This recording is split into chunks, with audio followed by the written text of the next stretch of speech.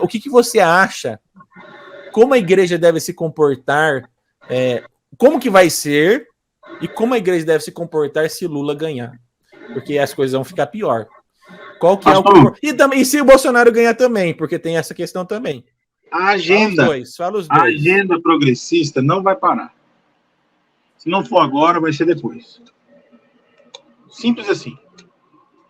E pelos históricos da igreja, o martírio e a perseguição só dá bons frutos para a igreja real. Sim, isso é fato. As igrejas que mais crescem no mundo hoje é a igreja do Irã e da China. São as igrejas mais perseguidas. Uhum. Então, assim, na boa, se Lula ganhar, a gente vai saber quem é quem no reino de Deus. No reino de Deus, não. A gente vai saber qual é a igreja real e qual é a igreja verdadeira. E eu arrisco a dizer que nós vamos viver um dos maiores avivamentos que esse país já viu. E a partir daí, pode ser que a gente vá para as nações.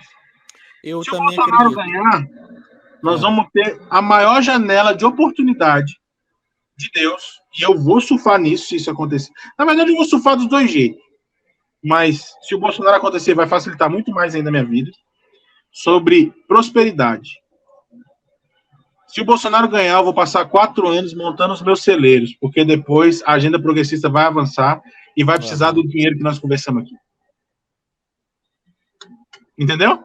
Se o Lula ganhar, não vai mudar nada para mim. Eu vou continuar abastecendo meus celeiros. Vou ter que reorganizar algumas coisas, mas vou fazer do mesmo jeito. E você concorda que é culpa da igreja se Lula ganhar?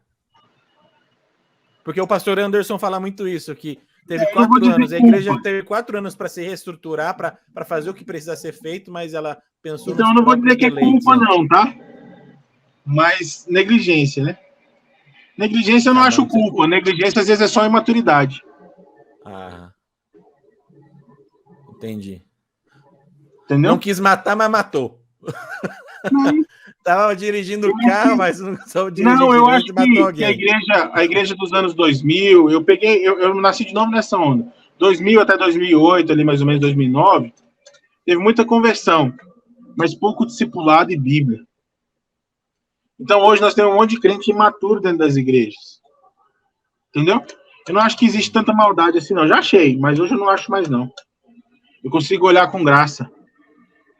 Eu acho que falta gente boa para discipular esse povo. E o maior discipulador que a gente conhece é a dor. Forte. Por isso talvez o Lula seja uma provisão para o amadurecimento da igreja. Vai separar muita gente do joio e do trigo. Não sei se você acredita em profecia? Sim. O meu pastor é profeta.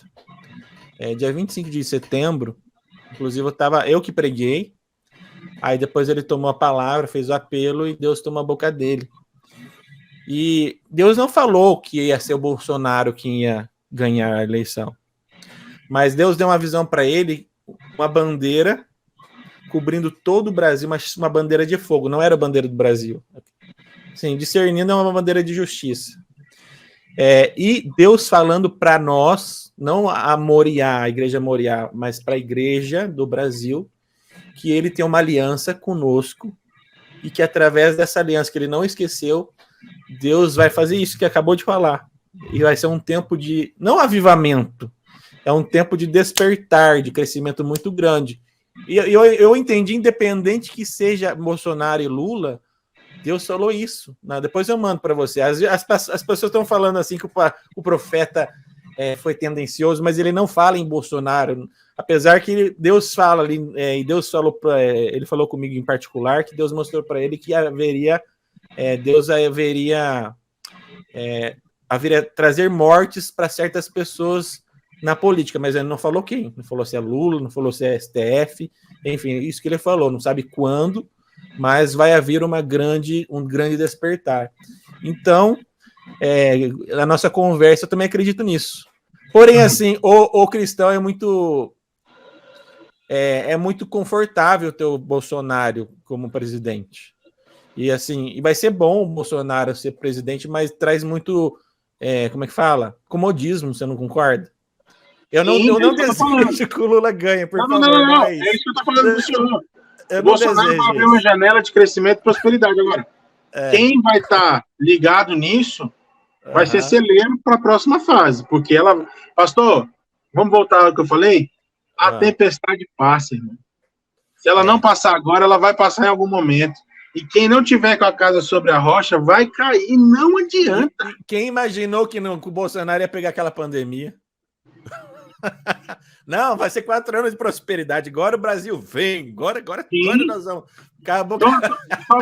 Então, assim, o que eu tô falando pro senhor é o seguinte: a tempestade vai vir. Pode acontecer. Pode não ser agora. Espero que não seja, de verdade. Mas.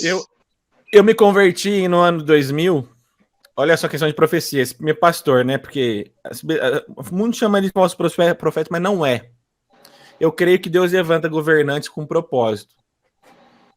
Tipo, Ciro, meu servo, não me conhece, mas ele é meu servo. Nabucodonosor é meu servo também. Para um propósito ele tem, fazendo bem ou mal aos nossos olhos, é a propósito de Deus. E quando Lula se reelegeu, eu estava na mata e Deus falou: eu estou trazendo prosperidade sobre o Brasil, porque eu estou abrindo os céus no Brasil. E naquele tempo de reeleição de Lula, não sei se você lembra, ele teve a sorte, as pessoas políticas falam que é sorte, dos commodities da China, porque foi a maior quebradeira lá nos Estados Unidos e a gente tava com o commodity lá em cima. Então o Lula acha que foi sorte, mas na verdade foi Deus que proveu isso para ele. E eu sei que foi Deus, porque eu ouvi a palavra lá na mata, cara. Então, assim, é incrível isso. Então, e o problema nosso, assim, agora eu falo como eu mesmo, como carne, às vezes a gente fica muito na terra, com muito medo, né? Ai, meu Deus, agora vai ser uma perseguição, todo mundo vai perseguir a igreja, vai fechar a igreja, vai fazer isso, mas não fecha a porta e vai lá ouvir Deus.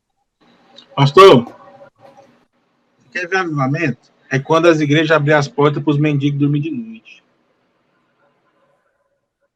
É isso. A esquerda samba na nossa cabeça porque a gente não vive o que fala. Aliás, não vive o que acredita. Exatamente. Pastor, é o básico que funciona. Não adianta. Não adianta. Não adianta inventar, não adianta. Não, moço. Jejum, oração, entra pro teu quarto e espera Deus falar. Quando eu tenho que tomar algumas decisões, enquanto Deus não fala, eu não me movo. A minha esposa já acostumou, mas no início ela enlouquecia.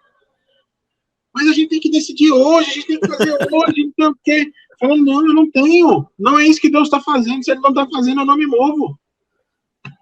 Cara, é um teste de emocional e ansiedade, hein? Como você conseguiu chegar a esse momento? Jejum e oração. Eu desisti de lutar contra Deus. Eu jogo no time dele agora, entendeu? Se ele não toca a bola, eu não faço gol. E nem vou atrás dela. Ele é que dribla, ele que faz tudo, ele me põe na cara. Ele que me põe na cara do gol e eu chuto. É ele que faz tudo, pastor. Ele é que faz tudo. Simples assim. Entende? É ele que faz tudo.